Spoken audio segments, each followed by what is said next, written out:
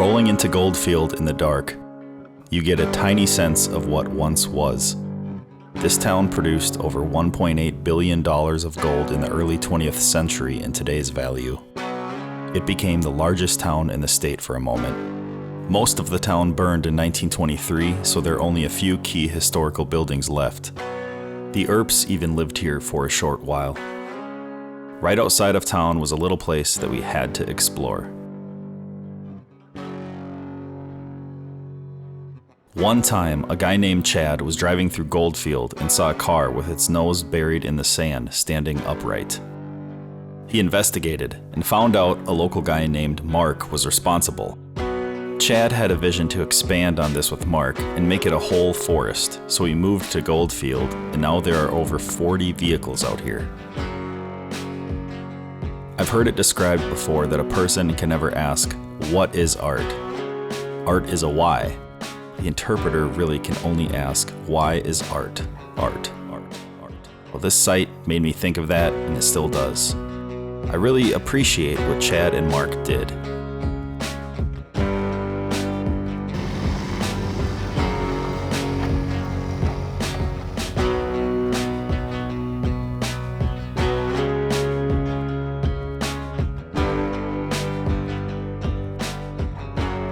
It's tempting when doing this type of travel to explore aimlessly.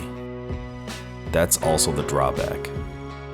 After cresting the saddle in the hills and seeing miles of open trail, it was one of the many moments where all one can do is flirt with the unknown. Lucky for us, most of this entire journey was unknown. The immediate vista was east, and we were due west, so it was a brief moment, but we won't forget it.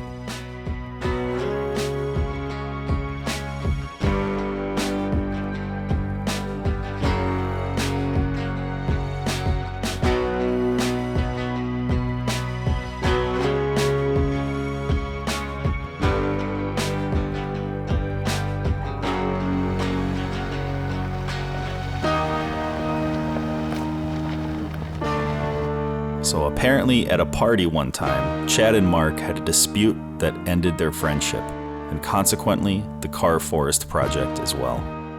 It was a pleasure to get to take in a sunrise at their creation. For that, we give a sincere thanks.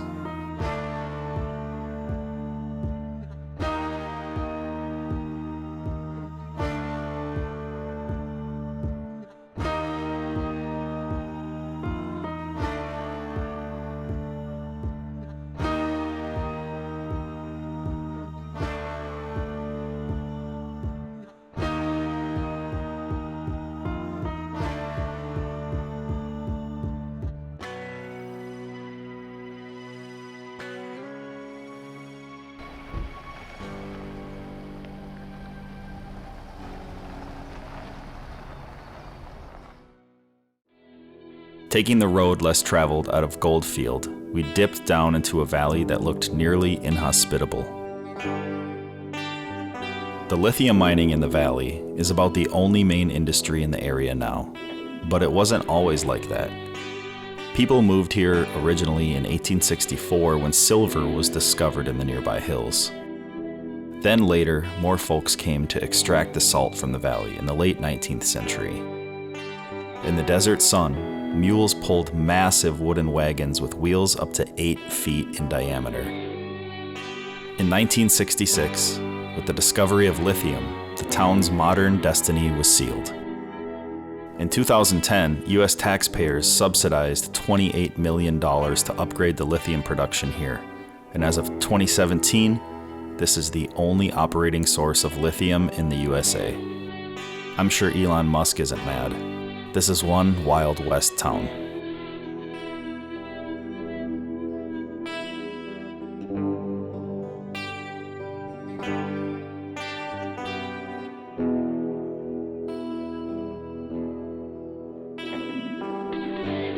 Dropping down Montgomery Pass, you can see the highest mountain in Nevada, Boundary Peak. The dip between that and Montgomery Peak is where the California state line is. In the distance sits my first ever view of the Sierra Nevada mountains. Passing through some diverse-looking foothills as we got closer to the range, the geology appeared constantly changing.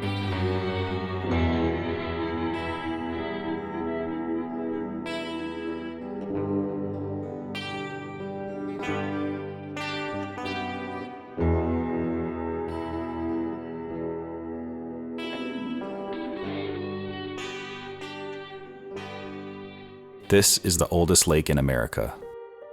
When the last ice age melted, Mono Lake was many times larger its size, and the waves have flattened the immediate landscape around it.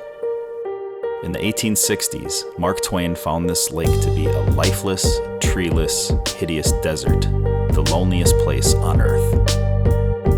In the 40s, Los Angeles started diverting flowing water of the Mono Basin to the people of LA. The consequence was Mono Lake got smaller and saltier and started affecting the millions of migrating birds who use this basin as a nesting area. Since the 50s, government agencies would set off explosives in this area with the guise of studying seismic events, hoping one day to be able to predict earthquakes. These structures are called tufa towers. They form under the water as fresh springs holding calcium flow up into the lake and then bond to carbonates in it. This calcium carbonate has now become limestone. Since the water level dropped, we get to view this eerie geological display.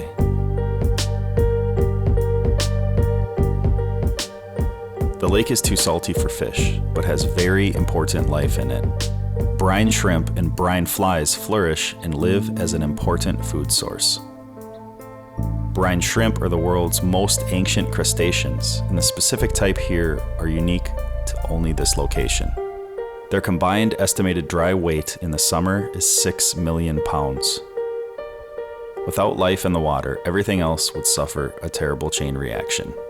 The brine shrimp depend on nutrients and planktonic algae that wash into the lake in the spring runoff and turn the lake green, which all starts the seasonal cycle.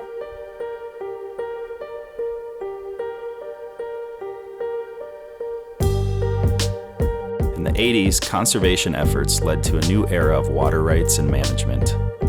The modern-day Mono Lake is a beautiful reminder of how we can come together and keep finding better ways to exist more harmoniously within nature. It has a ways to go, but at least we've made improvements on its path to sustainability.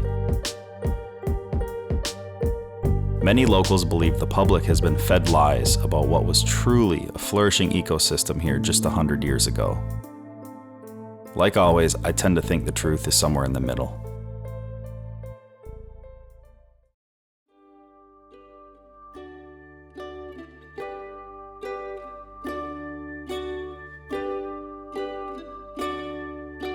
The eastern entrance is a drive that takes you up Tioga Pass, which is the highest highway pass in California.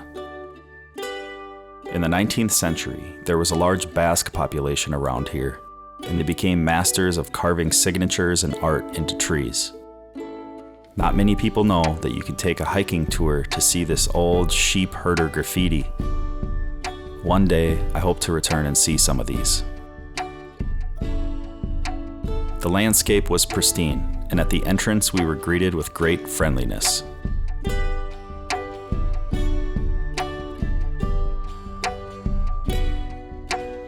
Compared to Yosemite Valley, here in the high Sierras, it can be at least 30 degrees cooler with a lot more breezes.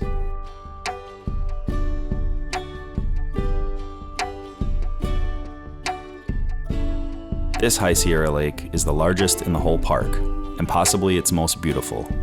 With clear waters suspended in a massive granite and pine landscape, it actually has a beautiful sand beach on its eastern edge.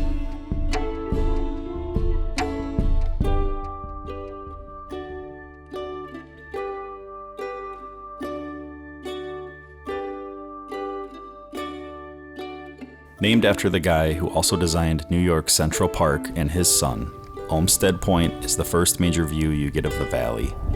It's also the oldest point in the park.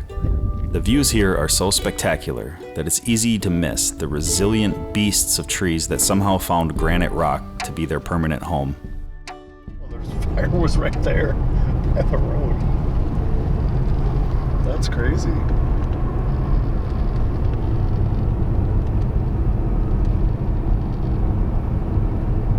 Huh. There's like nobody standing around monitoring it.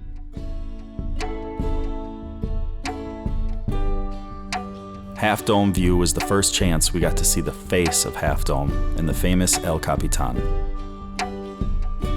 One of the most recognizable rocks in the world, Half Dome has intrigued me since I was a kid. Yosemite is home to more granite domes than anywhere else on Earth. As you may know, the famous photographer Ansel Adams had a special relationship with this monolith.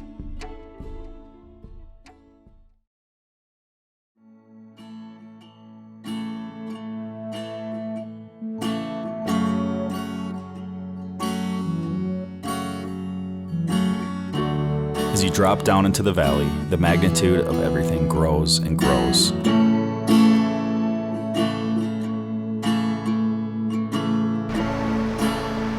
The Merced River was tranquil since it was November. In the summer, when the water is higher and the sun is out, it's known to be a perfect place to raft the valley and take in the sights lazily.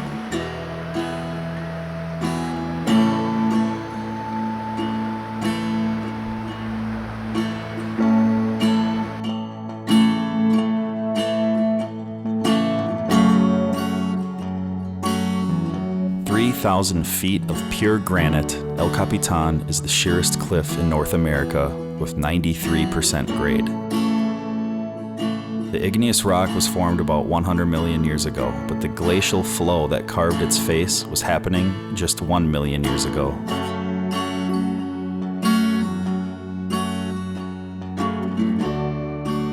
Deeper in the valley, the shape of Half Dome is mesmerizing.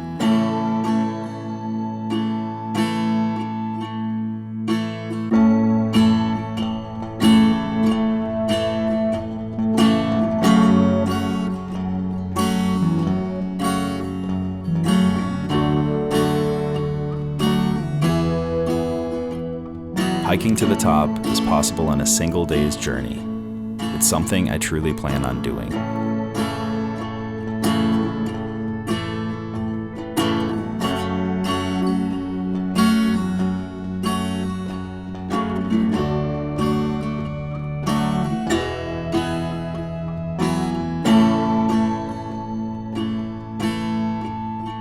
You can see the diving board, which is the ledge where Ansel Adams created his famous work entitled Monolith. He first came to the valley at 14 years old and returned every year until the end of his life.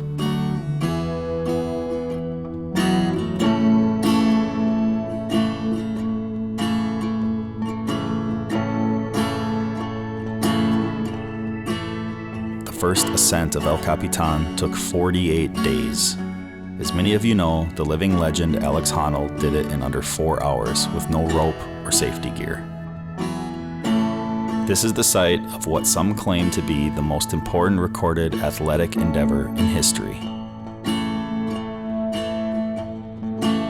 Taking in the last bits of light at tunnel view was a great decision. The majestic valley, hazing in the distance, gives you the exact same feeling that the original inhabitants probably felt.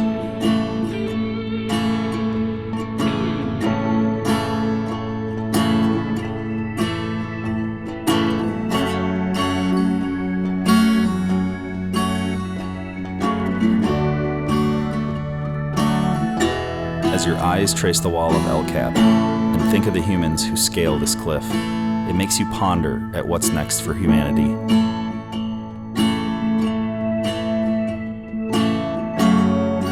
Yosemite really makes your mind bounce between the past, the present, and what's next for our future.